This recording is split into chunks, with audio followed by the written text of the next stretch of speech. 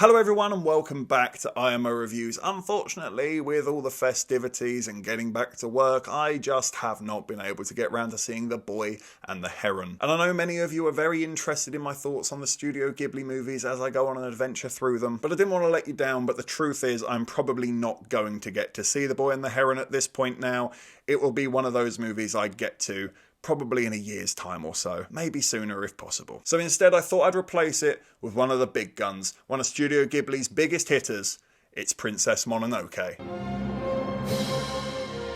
Ashitaka is struck with a demon's curse after defending his people and embarks on a perilous journey between warring sides in search of a cure. As per usual when it comes to Studio Ghibli, the animation is utterly gorgeous. The serene landscapes, the sparkling waters, the shading of the forest, it's all so dense and rich with colour and splendour. It's breathtaking to look at, and for all of it to be hand-drawn and hand-animated, it just leaves you speechless at times. Especially with the action scenes, they are always superbly gripping and edge of your seat with a fast, engaging pace, whilst accompanied with some fantastic music that you'll definitely want to listen to again and again. I love some of the small details in this movie, the way that San runs across the roof in such a feral way with those scurrying footsteps, she's so intimidating. The wolf-like snarl of her teeth when she fights and the way that she lands in silence always puts a cold chill down my neck. She's like a gangster Pocahontas. The characters are brilliant. You truly like them and the rapport that they have together. Side note, Yakul is definitely the MVP of this movie. That is definitely the slickest elk I've ever seen. At least I think it's an elk. I'm not actually sure. But nonetheless, you do buy into them and you want them to succeed. You're fully on board as they traverse this fascinating world that you can't wait to see more of. Because it's so interesting and weird and out there. It's so full of imagination, and what you do get to see feels believable and fleshed out. Irontown is awesome and it feels functional. The hierarchy and the politics of the place,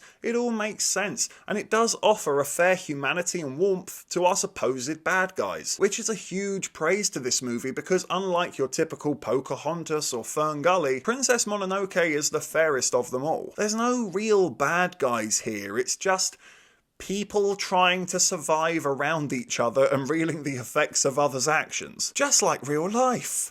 Yeah, believe it or not, but most people don't get out of bed in the morning and think, what horrible things can I do today? They just need to live and survive the same way that you do, and they'll find any way they can, because wouldn't you if you were in the same position? In fact, you kind of are. And the film isn't just mature in its themes, but also pretty bleak and dark in its consequences. The movie respects the audience and it refuses to spoon-feed them, which I highly respect and think is necessary for a story of this weight and calibre. Talking of spoon-feeding though, Studio Ghibli is usually known for having very gorgeous looking and enticing food in their movies, but not in Princess Mononoke. In fact, I'd argue the food looks pretty damn revolting here. There you go, you can take that fun fact with you to your next dinner party. But it's true, the movie isn't playing games, and despite looking like a kid's movie, yeah, no, I assure you it's not. It's all fun and games until you see someone get insanely decapitated with a wicked arrow shot on horseback.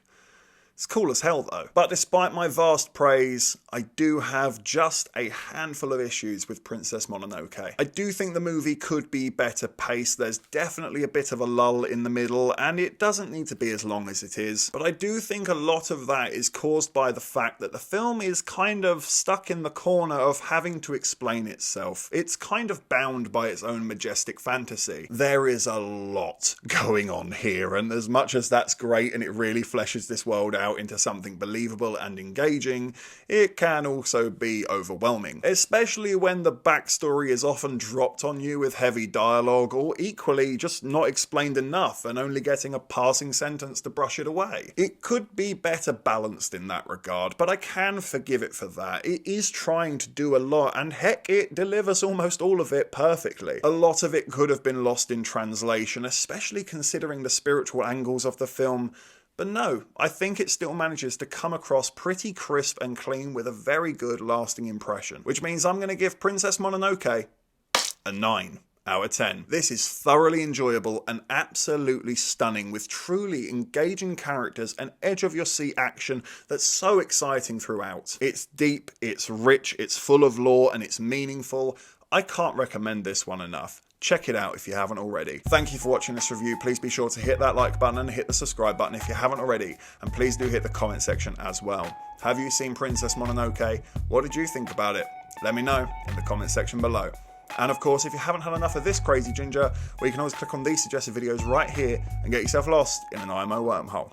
But if not, take care, and I look forward to seeing you on the next review.